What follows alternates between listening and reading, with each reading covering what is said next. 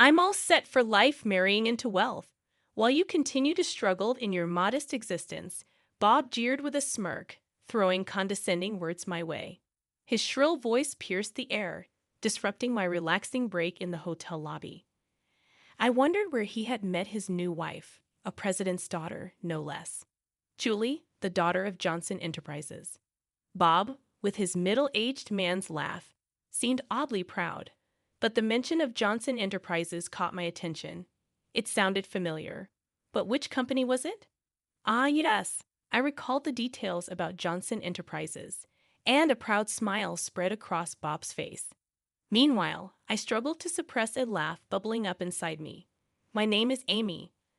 I'm 35 and living with my husband, Bob. I work in my family's real estate business, handling mostly administrative tasks. My father, the president, manages the key business strategies. Being an only child, I'm expected to eventually take over the company. With older executives at the helm, I feel the pressure of one day becoming the president. However, I've been careful not to discuss much about our family business with Bob, who only finished high school and works in a moving company. I don't want to bring work matters home, and Bob, feeling somewhat inferior, avoids the topic. Of course, moving is a tough job requiring physical strength and skill, a job for professionals. I don't mind that he only has a high school diploma, but I understand his feelings, so I avoid mentioning my prestigious university degree or my future role as president in our daily conversations. Bob and I met through a friend's introduction in college. My friend had hired Bob's moving company, and he was in charge of her move. Initially interested in my friend, Bob was turned down, but they got along, so she introduced him to me. Our unusual meeting turned out well, as Bob's carefree nature was a good match for my meticulous personality. After several dates, we became a couple in my late 20s, and at the right age for marriage, our relationship quickly led to marriage within a year. Thus began my life as Bob's wife. Our married life started without any issues. Bob's parents were incredibly kind, always welcoming me with smiles during our visits. Considering the common mother-in-law issues among my friends, I felt lucky to have such a harmonious relationship with my in-laws. However, Bob's demanding job often kept him out until late, physically taxing and leaving him exhausted. Despite his fatigue, he never neglected our marital life. While appreciative, I often thought he didn't need to try so hard. Thanks for always waiting up for me. Bob would thank me for simply preparing dinner after his long workdays. I felt blessed to have such a wonderful husband, but our peaceful days began to waver a year into our marriage. Hey, why can't we have kids? One night as we got into bed, Bob casually brought up the subject, his tone slightly irritated. It took me by surprise. I had thought about having children too, and although we weren't actively trying, given our regular marital life, I believed it would happen in time. It's just bad timing. We've only been married a year, so it's not something to worry about yet. I reassured him. I definitely wanted children, but knew that rushing wouldn't help. To reassure Bob, I deliberately adopted a relaxed tone and said, "It's still okay, huh? Don't you know for couples not using contraception, there's about an 80% chance of conceiving within a year?" Bob, more forceful than usual, even quoted percentages, 80% within a year. Not well versed in pregnancy statistics, that number seemed incredibly high to me. Really? If you're that eager for kids, should we get tested together? I thought it best to identify and address any clear issues. I proposed that both of us undergo fertility tests, but Bob's response caught me off guard. What are you talking about? Are you implying it's my fault? Infertility issues are usually the woman's fault. There's no point in me getting tested. Bob's contemptuous tone, a first for him, stunned me. I hadn't accused him of being the cause. I simply suggested testing since we didn't know where the issue lay yet. However, Bob jumped to the conclusion that I was blaming him and added, "It's definitely the woman's fault," as if to say I was the problem. I wanted to say more, but I was shaking, barely able to reply. Of course, I managed to say, "So just you get tested. I'm too busy with work. I have a job too." You're just a placeholder office lady, right? Just coasting along in a company thanks to your dad's connections. I never just coast at my company. Sure, I do a lot of administrative work now, but I'm also learning management skills from my father for when I take over the company. I'm constantly trying to prove myself, and it's tough dealing with the higher ups. Bob just doesn't understand my struggles. That night, it seemed pointless to argue with him. Any word I said was met with sharp retorts, and we went to sleep back to back in a heavy atmosphere. From that day on, Bob's attitude towards me changed completely. I'm home. What? Dinner's not ready yet? What time do you think it is? Can't have kids. Can't do housework. What a useless wife. One evening, after a late talk with my father about the future, I came home to find Bob berating me for not having dinner ready. I'm sorry, I just got home 10 minutes ago. I'll start cooking now. Just wait a little, please, I hurriedly explained. Bob muttered. That's typical of a small company's boss's daughter. He didn't know, but my father's real estate company was not small at all, with hundreds of employees. But I knew arguing this point was meaningless. I'll cook right away, have a drink, and wait. Bob loved his alcohol. It seemed to calm him down. Relying on alcohol to maintain our relationship felt sad. I hated being berated by him, but if alcohol could soothe him even a bit, then it was worth it. The next morning, Bob's mood hadn't improved. Make sure dinner's ready when I get home. He spat as he left. I sighed, thinking about my plans for the day. I had taken the day off to visit the gynecologist for fertility testing, as previously mentioned by Bob. Although I was the one who initially suggested the testing, the fact that only I was undergoing it while Bob refused was something I found hard to accept. But complaining wouldn't change anything. If the issue was with me, I needed to start infertility treatment promptly. Bob had been wanting kids, and I too hoped for a child soon. I knew fertility rates differ between the 20s and 30s, so sooner was better for treatment. The clinic was busier than expected, and I was called in for examination an hour after registration. After undergoing a physical examination and blood tests, I was told that the results would be available during my next visit. It would be a shock if the issue was with me, but I was prepared for any necessary steps, no matter the outcome. I resolved not to lose heart. Bob, I went for the fertility test today. When Bob came home from work, I informed him about the test. Figures. If the problem's with you, testing's the right thing to do. Let me know the results as soon as you get them, he said. Bob's belief that I was the cause of our infertility frustrated me. The fertility testing required much time and effort, and a bit of understanding from him would have been welcome. 5 years passed, and I turned 35. Though we continued our efforts to conceive, we remained childless, and Bob seemed to have given up on having a child with me. His late nights increased, and sometimes he didn't come home at all. When asked, he said he was out drinking with colleagues, then singing karaoke till morning. His behavior was more akin to a college student and deeply exasperated me. My work had become busier, and the thought of starting a family was pushed aside. But Bob's recent actions were too much. His lack of concern for our home life was clear. One day, after Bob went out on his day off, I observed that he had left his smartphone in the living room, forgetting to take it with him. With that realization, I picked up Bob's phone, intending to take it to his room. It was at that moment that his phone rang, an incoming call from a certain Julie, as indicated by the caller ID. Assuming it was a work contact, I answered to inform them that Bob had forgotten his phone at home. Hey, Bob, you're late. I've been waiting for 30 minutes. Where are you? If you don't hurry, we'll miss the park opening. The flirty voice on the phone made me catch my breath. Can you hear me? Hurry up, okay? We haven't had a date in so long. The mention of a date shook me, and I quickly ended the call. My heart wouldn't stop racing. Who was this woman? She mentioned a date, so she likely wasn't a colleague. He's cheating on me. Holding undeniable proof of Bob's infidelity, I clenched his phone tightly. Julie had said it was a long-awaited date, indicating a long-term affair. I trembled with indescribable anger. While I was struggling with infertility, Bob was carelessly cheating on me.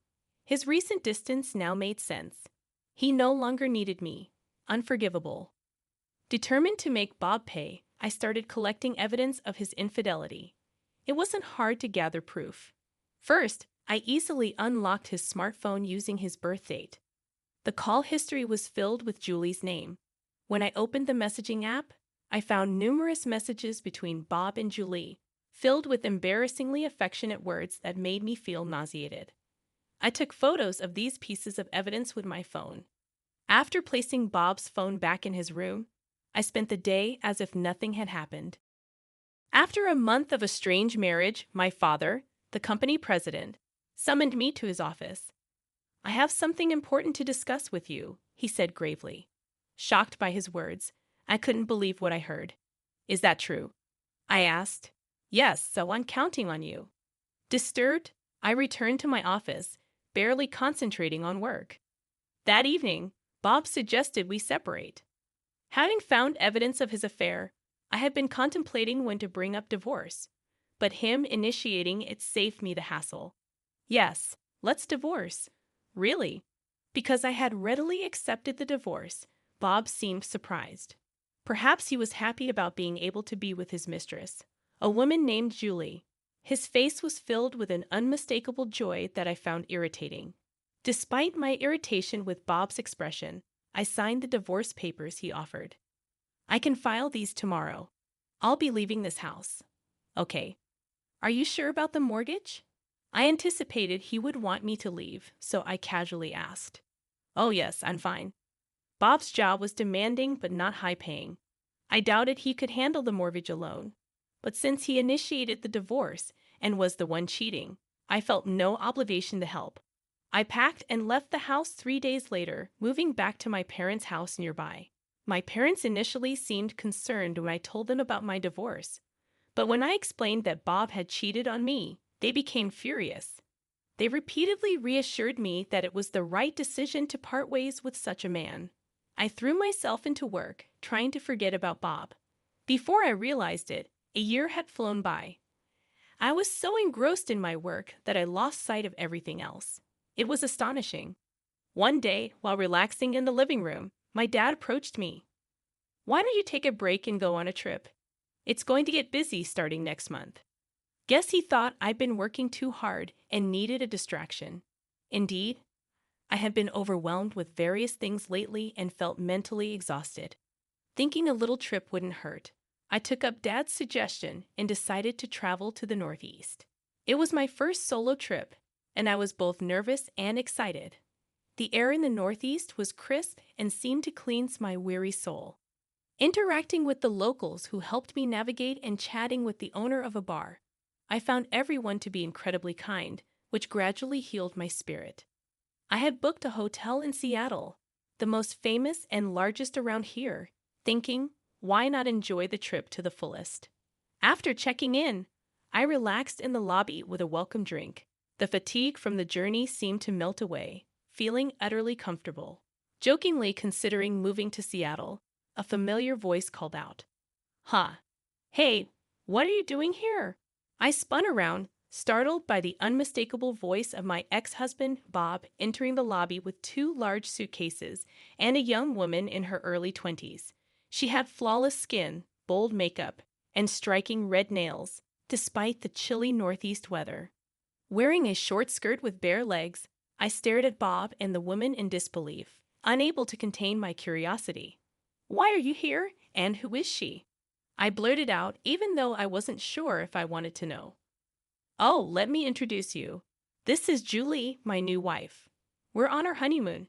Guess what?" "She's a wealthy businessman's daughter," Bob exclaimed, appearing genuinely happy and volunteering information I hadn't asked for. However, the name Julie struck a chord, the same name as the person on the phone. Disgusted that he was with such a young girl, I felt a surge of discomfort. "You're on a solo trip here. That's pathetic," Bob sneered, despite being the one who cheated and initiated our divorce. Julie, too, was looking at me with narrowed eyes, her tone carrying amusement. "Hey, Bob, is this your ex-wife? She looks old. Hurry up with the check-in." Irritated by her catty tone, I glared at Julie. Bob nonchalantly wrapped an arm around her waist, responding, "Yeah, I'm set for life marrying into money. You can keep struggling in your poor life." Bob's high-pitched voice echoed through the hotel lobby, disrupting the elegant atmosphere I was enjoying and leaving me feeling upset. His mention of marrying a businessman's daughter made me wonder where he had met someone like that. "Yeah, Julie is the daughter of Johnson Enterprises," Bob proudly stated, his middle-aged laugh seeming childishly proud to me. I pondered, feeling that Johnson Enterprises sounded familiar. After a moment, I recalled it. "Oh, right, that company." Bob's face lit up with pride. "Impressive, huh?" he exclaimed. However, I was secretly holding back laughter inside. "Come on, you know this company. Her family's loaded, and they even paid off the mortgage on that house quickly. Thanks for divorcing me so easily, Amy." His tone was dripping with sarcasm, but it didn't bother me at all. "Yeah, I know them. They're in the biggest building downtown, right? I've seen it and even been there," I replied calmly. "Oh, you've been there?" Bob seemed surprised. "It's quick then. Her family owns a huge company, so they're loaded. Breaking up with you was the right choice." Bob smirked nastily, but I simply nodded, still calm. "That building, it's part of our real estate holdings," I mentioned casually, as if I just remembered. Bob and Julie both asked in unison, "What do you mean by our real estate?" "That building is rented by my father for his most prestigious office. I don't know if your company is involved in real estate, but it's not a shabby building," I explained calmly. Both seemed skeptical of my words. I hesitated for a moment, but there was no turning back now. Telling Bob about my company wasn't my concern anymore. "Yes, I know how grand it is. I was there when my father bought that building. It was about $200 million, I think. But recently, Dad was complaining about a tenant not paying their rent. Turns out it was your company. In fact, my father is a real estate magnate with assets worth $3.2 billion. The building Johnson Enterprises is in is one of them. The tenants of the building change regularly, but currently it's Johnson Enterprises. For the past few months, they hadn't paid their rent, and that's what was troubling my father." "Rent not paid." Julie looked shocked, but then she burst out laughing. "That can't be true. Our company's doing great. We can surely pay the rent." I'm not falling for such a lame lie to drive a wedge between Bob and me. Her shrill voice echoed in my ears. I let out a deep sigh. It seemed like a reasonable conversation with this woman was impossible. Pulling out my smartphone right there, I decided to call my dad. "Dad, I'm here with the daughter of Johnson Enterprises. Can you send me a photo of the reminder notice for the rent?" I quickly relayed my request, and Dad sent a photo of the rent reminder notice for Johnson Enterprises. Showing it to Bob and Julie, I doubted they could suspect it was fake, given the speed. "See, you can tell, right? 3 months of unpaid rent. If you don't pay soon, we might have to sue." "What are you going to do?" At the mention of a lawsuit, Bob and Julie's faces turned pale. "Come to think of it, Dad has been really on edge lately, yelling about sales and firing a lot of employees," Julie mumbled, sounding unsure. Seeing her, Bob shouted in despair, "Lies. You're just trying to trick us and tear Julie and me apart, aren't you? You're still that kind of person, trying to get back at me for remarrying. Your tactics are dirty." Startled by Bob's loud voice, I took a step back, hearing Bob's accusations of dirty tactics. Memories of all the heartless words he had hurled at me during our marriage flooded back. Determined to confront Bob, who was now gloating about marrying Julie, a wealthy businessman's daughter, I prepared myself to tell him the truth. "What are you even saying? Do you really think I still have feelings for you? How foolish. I've long been fed up with a man like you. In fact, I've been feeling sorry for Julie, who got caught up with you. Did you marry her just for her money? You married me for shallow reasons too, like wanting to get married quickly or wanting kids. And who was it that left me when he found out we couldn't have kids? Who insulted me, calling me useless for being infertile? You're to blame for all of it, yet you think I still like you. You must be out of your mind." I unleashed my pent-up frustrations on Bob, feeling a wave of relief. Bob, on the other hand, seemed infuriated, trembling with anger. "You're just an arrogant old hag. You probably can't even get married or have kids anymore. Julie and I were planning to have fun making a baby after this trip, and now you're accusing Johnson Enterprises of not paying rent." Panicked upon realizing the poor performance of Johnson Enterprises, Bob was desperate to blame all his misfortunes on me, deciding to deliver the final blow. I calmly said, "Oh, I didn't mention it, but I'm 4 months pregnant. I'm in the stable phase of my pregnancy, so Dad suggested I take this trip to relax. Of course, I have my doctor's permission." That's right. After divorcing Bob, I had found a new love, my boss at work and a subordinate of my father. He supported me mentally when I was struggling, encouraged me at work, and fully supported me. I found out I was pregnant with his child just 3 months ago. Knowing about the baby, I immediately married him. It was a quick marriage, but the company celebrated it grandly. My pregnancy was going smoothly, and encouraged by my father and husband, I embarked on this trip.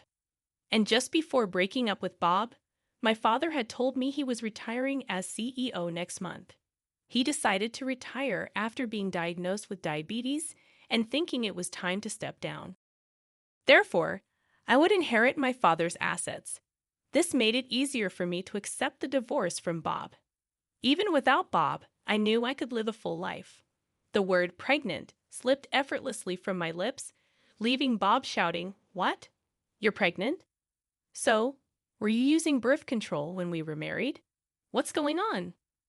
Bob stomped his feet in complete confusion. "Birth control? I never did that. Remember, I told you I had infertility tests at the clinic, and they found no issues. So the problem was with you. Too bad." As I bluntly told this to Bob, his face twisted visibly. The problem was with me? Does that mean Julie and I can't have kids? Why did I divorce you and marry Julie? Bob muttered to himself, shoulders slumped in defeat. "What do you mean? Why?" I felt betrayed, knowing he was infertile. Julie snapped, angry at Bob's selfish reasoning. Realizing I couldn't bother with them anymore, I said my final words. "That's why from now on, please don't involve yourself with me and Julie. Regarding the rent for Johnson Enterprises, I won't back down until it's fully paid.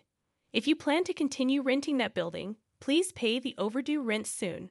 Otherwise, we'll have to take legal action. I have nothing more to save you two, so goodbye." I left Bob and Julie arguing and confidently walked back to my hotel room. After returning from my trip, my husband greeted me with a smile, saying, "Welcome back. Sorry I couldn't help around the house. Was everything okay?" "Of course, it was fine. I'm glad you got to relax, Amy." "Thank you." My husband smiled warmly at me, and I felt a great sense of relief. Since marrying my current husband, I've been reassured every day, completely forgetting about Bob. Since that trip, I haven't met Bob. The following is what I heard through my father's contacts. After that incident, Bob and Julie's fights became incessant. Despite thinking he was marrying into wealth, Bob discovered Johnson Enterprises was in deep debt. Coincidentally, news was all over TV about a Johnson Enterprises employee embezzling millions of dollars from clients. Julie's father knew about the fraud, but tried to cover it up for the company's reputation. However, once the scandal became public, Johnson Enterprises' stock plummeted, having lost its credibility. The company saw a mass exodus of employees. In such a state, they couldn't possibly pay the rent. So my father was taking legal action against Johnson Enterprises. The future of the company looked bleak, entirely Johnson Enterprises' fault. Bob, having lost a fortune he thought was within his grasp, was furiously blaming everyone but himself. Thinking he could ride on the coattails of wealth was overly optimistic of Bob. Julie, realizing Bob was infertile, accused him of marriage fraud. Furthermore, after our hotel encounter, I had a lawyer demand compensation from Bob for his infidelity, leaving both him and Julie in debt. I heard that Bob and Julie ended up arguing every time they saw each other, and they finally got divorced recently. Then, unbelievably, Bob called me after divorcing Julie. "Amy, Please marry me again. I have debts. Other than the alimony, Julie made me buy everything she wanted and then left without paying a dime. You're the only one I can rely on. I'll do anything, anything for you. Please forgive me. Bob's pleas, sounding like a beggar, were so pitiful that they almost made me sick. His unchanged attitude of marrying for money was just appalling. No, I have no desire to be involved with you ever again. I'm going to be happy with my husband and our child. So please don't contact me again. Goodbye, I said calmly, and then immediately set his phone number to be blocked. That should stop any more absurd calls from Bob. Having lost his wife and money, Bob will likely live a lonely life now. Given his infertility, remarriage might be difficult for him. Moreover, it's hard to imagine someone falling for a person like Bob who mocks others so readily. All I could think was that he should at least try to repay his debts. I thought about it as if it were someone else's problem. As for me, I'm looking forward to my life with my husband and our soon-to-arrive baby. Both my work and personal life are more fulfilling than ever, and I'm savoring this unparalleled